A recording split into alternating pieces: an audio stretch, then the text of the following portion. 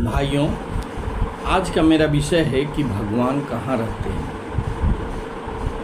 अलग अलग व्यक्ति अलग अलग तरह से भगवान को मानते हैं।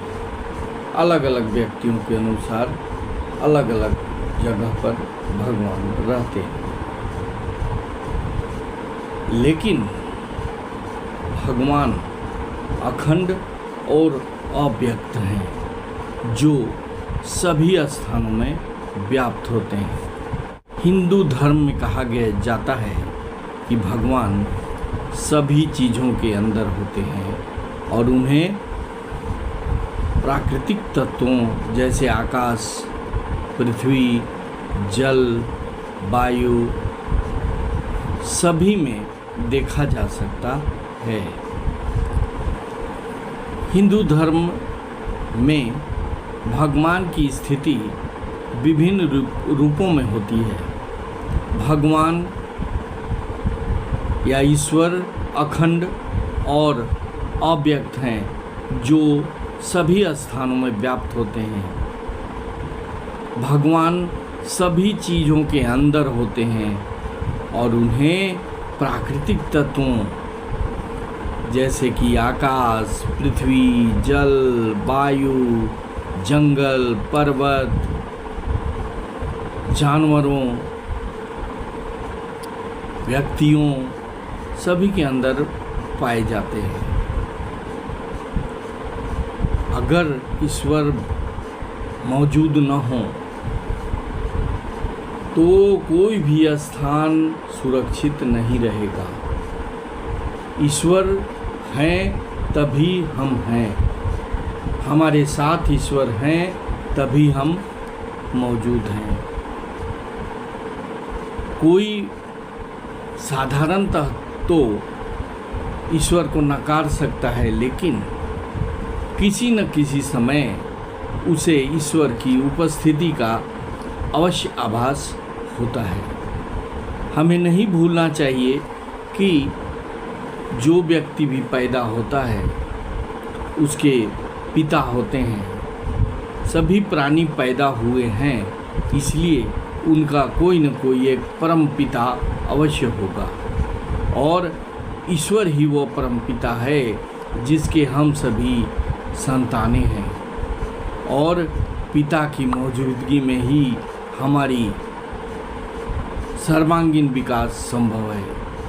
तो हमें अवश्य ईश्वर को माननी चाहिए और ईश्वर को खोजने का प्रयास करना चाहिए। हम ईश्वर को जहाँ तहाँ ना खोजें, क्योंकि ईश्वर हर प्राणी के अंदर होता है और प्राणी की आत्मा होती है और आत्मा परमात्मा का एक छोटा अंश होता है और वही अंश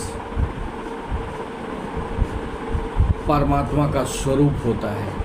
क्योंकि समुद्र का एक बूंद पानी भी पानी ही होता है, उसे समुद्र के अस्तित्व को नकारा नहीं जा सकता।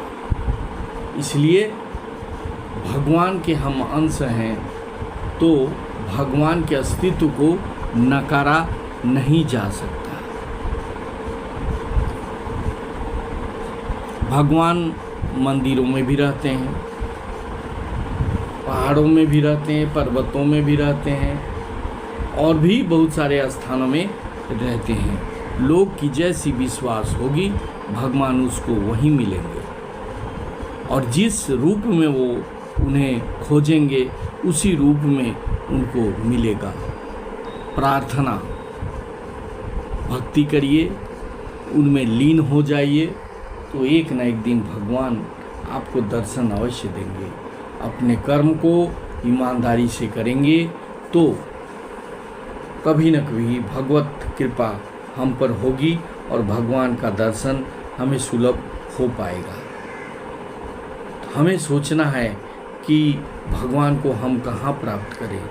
जब तक हम ये नहीं सोचेंगे कि भगवान को हमें प्राप्त करना है, तब तक हम भगवान को प्राप्त नहीं कर सकेंगे। सिर्फ हम प्रश्न चिन्ह उठाएंगे कि भगवान नहीं होता, भगवान यहाँ होता है, भगवान वहाँ होता है। विश्वास करें भगवान होते हैं। अगर भगवान नहीं होते तो हमारा जो शरीर है कभी भी कामयाब नहीं होते। हमारे शरीर हमारे अनुसार नहीं चलते, वे भगवत कृपा से चलते हैं। भगवान हर जगह है, ऐसा कोई जगह नहीं जहाँ भगवान नहीं है, पर उनको ढूंढना हर किसी के बस की बात नहीं है। भगवान तो हर कण में व्याप्त हैं। प्राण भगवान ने दिए हैं और जब चाहेंगे हमारा प्राण उनके पास चला जाएगा। यह अनंत ही परम सत्ता परमेश्वर अर्थात परमात्मा ईश्वर या ब्रह्म है। संपूर्ण जगत की उत्पत्ति इसी ब्रह्म से हुई है और संपूर्ण जगत ब्रह्मा विष्णु शिव सहित इस ब्रह्म में ही लीन हो जाता है। यह एक जगह प्रकाश रूप में स्थिर रहकर भी सर्वत्र व्याप्त है। यही सनातन सत्य है। भगवान को पाने के 3 रास्ते हैं। पहला कर्म योग या कर्म करते रहिए, दूसरा ज्ञान प्राप्त कीजिए और तीसरा भक्ति में लीन हो जाइए। ये रास्ते भगवान तक आपको निश्चित रूप से पहुंचाएंगे। अगर इन तीनों रास्ते पर कोई भी इंसान चलता है तो एक न एक दिन भगवान का आभास, भगवान का साक्षात दर्शन भी उसे हो सकती है। जो भक्त होते हैं भगवान उनकी परीक्षा जरूर लेते हैं। इस परीक्षा में जो पास कर जाता है वह भगवान रूपी अगले कक्षा में प्रवेश कर जाता है, और जो इन परीक्षाओं से फेल हो जाता है, डर जाता है, वह कभी भी अगले क्लास में जा नहीं पाता। ईश्वर परीक्षा लेता है पर उसी की जो उस पर आश्रित और उसकी भक्ति की राह पर चलने का प्रण ले लेता है। बाकी तो इस संसार में जिस किसी के ऊपर भी संकट आता है वे उसके कर्मों का ही परिणाम होता है। जिसके लिए लोग ईश्वर को परीक्षा ले रहा है मर देते हैं। भगवान कभी भी परीक्षा नहीं लेता। जो भक्त होते हैं उसको कठिनाई तो अवश्य आती है, लेकिन ये भगवान के लिए द्वारा नहीं किया जाता। ये पूर्व जन्म के कर्म के कारण कठिनाइयाँ आती हैं। और लोग कहते हैं भक्ति करेंगे तो भगवान परीक्षा लेंगे ही।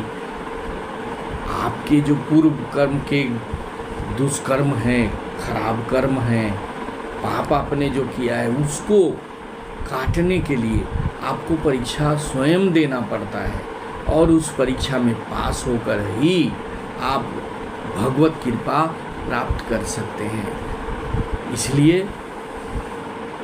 जो कठिनाइयाँ आती हैं, जो दुख आते हैं, जो तकलीफ़ें आती हैं, उसको पूर्व जन्म का कर्म समझकर उसको हंसते हुए टालना चाहिए और भगवान का ध्यान हरदम रखे रहना चाहिए। कभी भी उसे अपने से दूर होने नहीं देना चाहिए, उस पर विश्वास करना चाहिए और भगवान यथाशीघ्र आपके सारे कष्टों को दूर कर देंगे। अगर आप बीमार हैं, आपको व्याधि है, आपको नौकरी नहीं लग रही है, आपकी शादी ब्याह नहीं हो रहा है, भगवान का ध्यान कीजिए, दिल से ध्यान कीजिए, मन से ध्यान कीजिए, आपके सारे काम निश्चित रूप से ज़रूर पूरा होंगे। आपको जो भी लगेगा, आपका शादी ब्याह भी होगा, आपका सब काम अच्छी तरह से होगा।